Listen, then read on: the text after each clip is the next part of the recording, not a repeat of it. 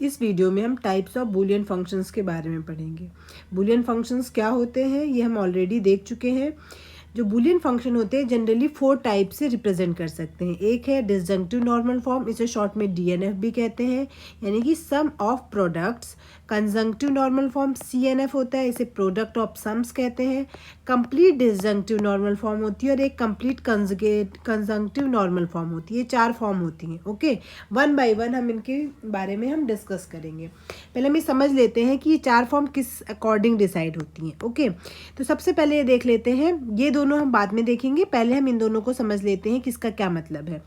Boolean function हमें पता है, बूलियन फंक्शन में हमने देखा था कि मान लीजिए 2 वेरिएबल्स है, ठीक है। एक वेरिएबल का भी फंक्शन होता है, यहाँ पे मैं लिख देती हूँ, यहाँ पे है आपके पास नंबर ऑफ वेरिएबल्स, ठीक है। नंबर ऑफ वेरिएबल अगर आपका 1 है तो सिर्फ एक वेरिएबल होगा x।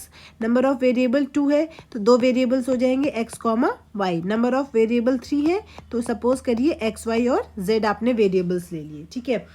अब चूंकि 3 तक ही देखते हैं, 4 में भी ऐसे चलेगा, बट जनरली 3 तक का ही हम डिस्कस करते हैं। x, y। अब हमें पता है बूलियन अलजेब्रा होती क्या है, वो हम ऑलरेडी उसकी डेफिनेशन देख चुके हैं कि बूलियन अलजेब्रा क्या होती है, ठीक है। अगर हम देखें तो बूलियन अलजेब्रा जो होती है उसमें जनरली एक सेट होता है B, उसमें 2 ऑपरेशन होते हैं, प्लस डॉट या मल्टीप्लाई डॉट कह सकते हैं, ठीक है। एग्जैक्ट इसका मीनिंग नहीं होता, बस ये उसका जो है वो नोटेशन है, ठीक है।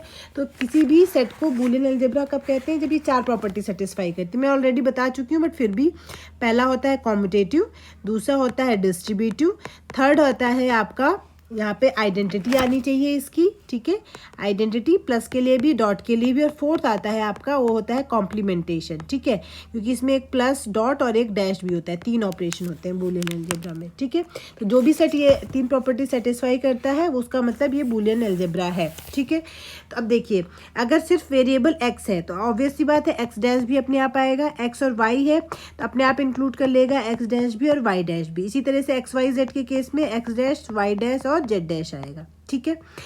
अब जो इनके टर्म्स में कुछ भी आप एक्सप्रेशन लिखिए वो बूलियन फंक्शन हो गया, ठीक है। लेकिन सम ऑफ प्रोडक्ट्स का क्या मतलब है, साफ साफ पता चल रहा है, सम ऑफ प्रोडक्ट्स, ठीक है। तो अब देखिए इसमें है x और x डैश में, तो कितने वेरिएबल है, एक ही एक वेरिएबल है, ठीक है। तो इसमें आप सीधे सीधे सम कर सकते हैं x प्लस x डैश, ठीक है। तो इसका जो कोई भी एक्सप्रेशन होगा वो जनरली क्या बनेगा, x प्लस x डैश बनेगा। इसके लिए जो डीएनएफ फॉर्म होगी या डिसजंक्टिव नॉर्मल फॉर्म होगी 2 वेरिएबल्स के केस में, तो किस फॉर्म का हो सकता है, देखिए पहले प्रोडक्ट करिए, कितने प्रोडक्ट पॉसिबल है, 4 वेरिएबल हैं तो 4 प्रोडक्ट पॉसिबल हैं। जैसे एक्स वाई हो गया, एक्स वाई डैश हो गया, एक्स डैश वाई हो गया, एक्स डैश वाई डैश, ये 4 प्रोडक्ट पॉसिबल है। 2 का ही प्रोडक्ट आप कर सकते हैं, ठीक है। फिर बीच में क्या आ जाएगा आपके पास, प्लस कर दीजिए, तो ये क्या बन गया आपके पास, सम ऑफ प्रोडक्ट्स, ठीक है। तो ये इसकी डीएनएफ फॉर्म होगी। ऐसी अगर आपके पास 3 वेरिएबल्स में है तो देखिए इसमें कितना हो जाएगा, 9 चीज़ें बनेंगी आपके पास इसमें। तो मतलब जो भी कॉम्बिनेशन बनेंगे उनमें से कुछ भी लिख लीजिए, ये पूरा का पूरा भी सम ऑफ प्रोडक्ट है। इसमें से मैं अगर कुछ स्पेशल से चूज़ कर लूँ, ये भी इसकी डीएनएफ फॉर्म ही है, ठीक है, यानी कि सम ऑफ प्रोडक्ट फॉर्म है। इसी तरीके से इसमें अगर कोई भी एक्सप्रेशन इस फॉर्म का है, X Y Z dash, X dash Y Z, तो ये जो बन गया ये किस फॉर्म का हो गया, इसे हम कहते हैं सम, बीच में सम किया गया है, और किसका सम है, प्रोडक्ट्स का सम है। तो पहले प्रोडक्ट करना है, देन उसका आपको सम कर देना है, ठीक है। तो ये हो गई इस फॉर्म में किसी भी एक्सप्रेशन को अगर या किसी भी फंक्शन को डिनोट करने किया है तो वो डीएनएफ फॉर्म हो गई। सेम ऐसी सीएनएफ फॉर्म देख लेते हैं, प्रोडक्ट ऑफ सम्स की बात कर रहा है। तो प्रोडक्ट ऑफ सम का मतलब होता है पहले आपको सम करना है फिर प्रोडक्ट करना है, ठीक है। तो जैसे पहले वाले केस में तो कुछ नहीं कर सकते, यही है। दूसरे वाले केस की अगर हम बात करें तो इसमें आपको क्या करना पड़ेगा, मान लीजिए x प्लस वाई कर दिया, और एक मिनट, ठीक है।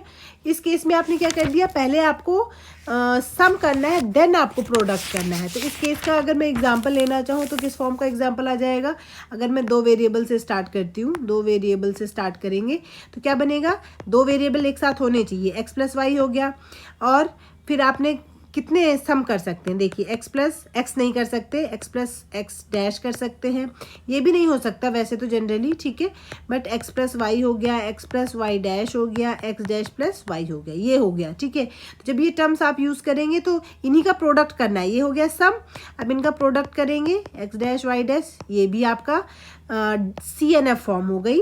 इसी तरीके से अगला बात करेंगे X plus Y dash into X dash plus Y dash, ये भी एक इसकी CNF फॉर्म हो गई, ठीक है।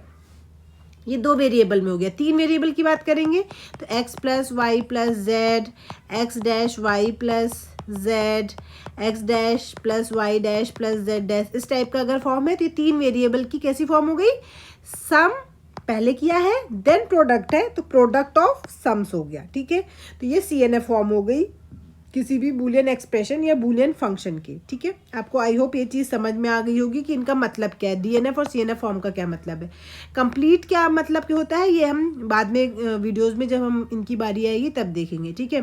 फिलहाल हम इस वीडियो में ये देखना है कि जो डिसजंक्टिव और CNF फॉर्म है उसको चेंज करने के लिए कुछ बेसिक रूल्स चाहिए होते हैं जिनकी हेल्प से आप इनको कन्वर्ट कर सकते हैं। तो हम पहले उनको रूल को पहले स्टडी कर लेते हैं ताकि जब हम क्वेश्चन करें तो आपको ये सब चीज़ें समझने में बहुत आसानी हो। कुछ रूल्स बता रही हूँ। मान लीजिए एक कोई वेरिएबल x है, जब भी आप x प्लस एक्स डैश करेंगे तो आंसर हमेशा 1 आता है, ठीक है। वाइस वर्सा भी है कि 1 अगर लेना है तो उसकी जगह आप x प्लस एक्स डैश भी लिख सकते हैं, ठीक है। नेक्स्ट है अगर x इंटू एक्स डैश कर रहे हैं तो आंसर आपका 0 आता है, 1 प्लस एक्स करेंगे तो आंसर 1 आता है, ठीक है। अच्छा, याद रखने की भी आप चीज़ें कोर्स कर सकते हैं, प्लस स्टैंड्स फॉर यूनियन और मल्टीप्लिकेशन स्टैंड्स फॉर इंटरसेक्शन। आप ये भी देख, कॉम्प्लीमेंट नॉर्मली जो सेट में कॉम्प्लीमेंट होता है वो देख सकते हैं, ठीक है। तो कई सारी डेफिनेशन, जैसे आपको पता है कोई सेट ए है उसका यूनियन कर देंगे उसके कॉम्प्लीमेंट के साथ तो पूरा यूनिवर्स मिल जाता है, यानी कि 1 मिल जाता है। तो वही चीज़ यहाँ पे बस सिंबल डिफरेंसेस हो रहे, एक दूसरे का बस मतलब सिनोनिम टाइप के ही हो गए ना, ठीक है। ऐसे आपको पता है ए और ए कॉम्प्लीमेंट का इंटरसेक्शन करेंगे तो आंसर कितना आता है, एम्प्टी आता है ना, यानी कि 0 आता है। तो वही चीज़ यहाँ पे लिखी हुई है, ठीक है। तो बहुत ज़्यादा कंफ्यूज होने की जरूरत नहीं है, यहाँ पे हम डायरेक्ट ये करें, इनका प्रूफ भी है आपके सिलेबस में, आप चाहें तो देख सकते हैं, ठीक है। फिलहाल हम यहाँ पे जस्ट इनके जो स्टेटमेंट है हम बस वो देख रहे हैं, ठीक है। और जब भी आप यूनियन किसी भी सेट का यू के साथ, जो यूनिवर्सल सेट है उसके साथ यूनियन करते हैं तो यूनिवर्सल सेट ही मिलता है। तो इस तरीके से ये चीज़ हो गई।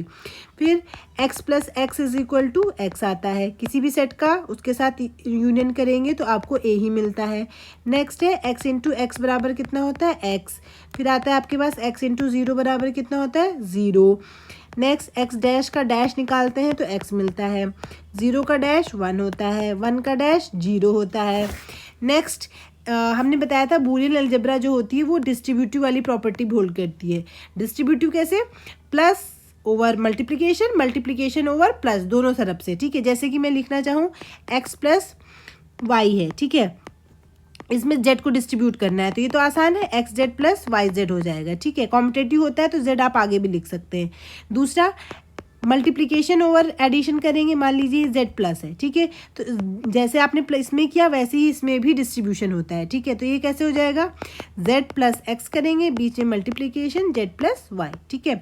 जब भी आप कंफ्यूज होंगे तो यूनियन और इंटरसेक्शन का एग्जांपल हमेशा ध्यान में रखेंगे। कैसे, अगर ये होता मान लीजिए एक सेट a है, आपने बीच में यूनियन किया, फिर आपने b इंटरसेक्शन c लिया है, तो ये कैसे करते थे, a यूनियन b, बीच में इंटरसेक्शन, फिर ए यूनियन सी, ऐसे ही करते थे ना। तो वही सेम चीज़ ये भी है, ठीक है। आई होप आपको ये वाला भी चीज़ क्लियर हो गया। बाकी कॉम्पिटेटिव होता ही है, यानी कि अगर कहीं पे भी एक्स जेड वाई लिखा है तो आप इसको एक्स वाई जेड लिख सकते हैं, ठीक है, क्योंकि कॉम्पिटेटिव होता ही है। और जो डेफिनेशन डी मॉर्गन्स लॉ आपने सेट्स में पढ़ा था कि ए यूनियन बी का अगर आप कॉम्प्लीमेंट करेंगे तो ये ए का कॉम्प्लीमेंट इंटरसेक्शन बी का कॉम्प्लीमेंट आता है। तो सेम वही चीज़ यहाँ पे भी है कि अगर आपने यहाँ पे कॉम्प्लीमेंट लिया हुआ है तो यहाँ पे ये चीज़ हो जाएगी x प्लस वाई का अगर कॉम्प्लीमेंट है तो ये हो जाएगा x का कॉम्प्लीमेंट मल्टीप्लाई y का कॉम्प्लीमेंट। और इसी तरह से वाइस वर्सा, x y का कॉम्प्लीमेंट है तो ये x का कॉम्प्लीमेंट बीच में प्लस आ जाएगा और y का कॉम्प्लीमेंट हो जाएगा, ठीक है। सेम वैसे ही जैसे कि a इंटरसेक्शन b का कॉम्प्लीमेंट करते हैं तो ये हो जाता है a का कॉम्प्लीमेंट यूनियन b का कॉम्प्लीमेंट, ठीक है। तो मैंने पहले ही बताया है प्लस को रिप्लेस करना यूनियन से, मल्टीप्लाई को इंटरसेक्शन से, और डैश तो कॉम्प्लीमेंट है ही, ठीक है। तो उसी सेंस में यही सारी जनरली अभी तक जो अगर कोई बीच में एक्स्ट्रा यूज़ होगी तो वहाँ पे डिस्कस कर लेंगे। फिलहाल यही प्रॉपर्टीज़ जो है वो हेल्प करेंगी आपको किसी भी एक्सप्रेशन को सम ऑफ प्रोडक्ट यानी कि DNF फॉर्म में कन्वर्ट करने के लिए, प्रोडक्ट ऑफ सम्स यानी कि CNF फॉर्म में कन्वर्ट करने के लिए। ठीक है, तो आई होप आपको ये सारी चीज़ें क्लियर भी होंगी। अब नेक्स्ट वीडियो में हम इसके डिसजंक्टिव नॉर्मल फॉर्म के कुछ क्वेश्चंस करेंगे। ओके।